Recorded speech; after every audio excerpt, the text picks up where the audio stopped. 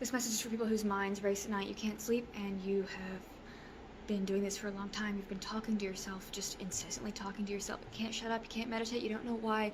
You feel crazy, not able to shut up so you can get some sleep. This message is for you. This is something I just figured out, and I had to make a video. It is 12:38 in the morning, and I could not help myself because I need to share something with you, with all of you right now, before I forget.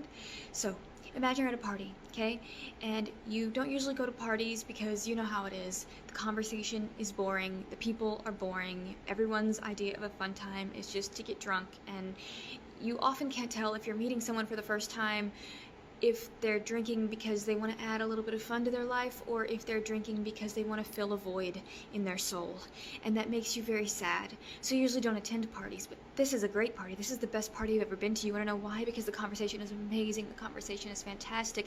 Not only are you talking to multiple people at once, but everyone is interrupting each other at just the perfect time so that everyone gets even talking time. Everyone feels like they're part of the conversation. Everyone is interested in what's going on.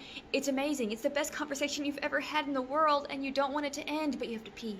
You have to pee, and you've been holding your pee for a long time, and it's gotten worse and worse and worse, and you cannot control how it's becoming more difficult for you to enjoy the conversation because your brain is telling you, hey, I need you to do something else right now. Your body's telling you, hey, I need you to do something else right now. You can come back for the conversation later. But you say, no, this is the best conversation I've ever had. If I leave right now, if I go to the bathroom, when I come back, the conversation is going to have been continuing without me, and they won't actually want me there anymore, because secretly, because of how many conversations you've been shoved out of in your life, you have trauma, this specific type of trauma surrounding conversation in groups of people in conversation. And you know in your heart of hearts that if you get up and go pee, even though your body will feel better, your mind will feel very sad and lonely, so much lonelier than you've ever felt before, because something good got ripped away from you immediately.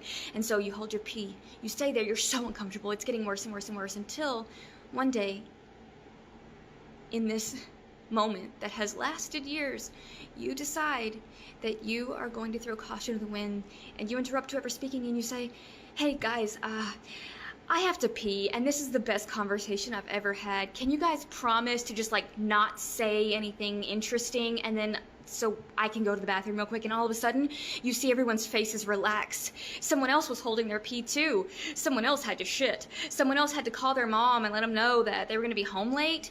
Someone else was like, yeah, thank you so much for saying that. I had to call my partner and let them know something. Everyone in that conversation had a reason why they needed to take a break too, but everyone was scared to say something the same way you were scared to say something. But you broke that seal, and now everyone is relaxed. Everyone has a moment to get up, to breathe, to stretch, to pee, to shit, to whatever they need to do, and you're on the toilet, you're peeing, you feel amazing. You feel better than you've ever felt before, better than you felt while you were in the middle of that amazing conversation, because your nervous system is healing.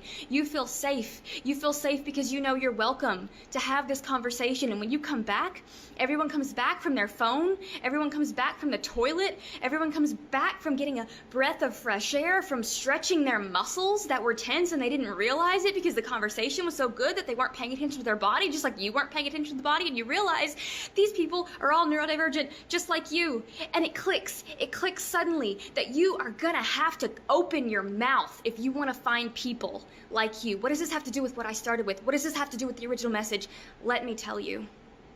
This is what's going on when your mind is racing. Your brain will not shut up because you are the most interesting person that you speak to on a regular basis, and you are afraid that your brain is going to have interesting thoughts after you go to sleep. And you're afraid because you do not want to miss out on the interesting thoughts. You do not want to be left out of the conversation. This is a trauma response. You are safe. Your brain is not going to leave you behind. So why don't you, I invite you, why don't you ask your brain nicely, hey brain, you're awesome, you're so interesting, this conversation that you're having with me is amazing, can you just put it on pause and promise me not to have any interesting thoughts while I go to sleep?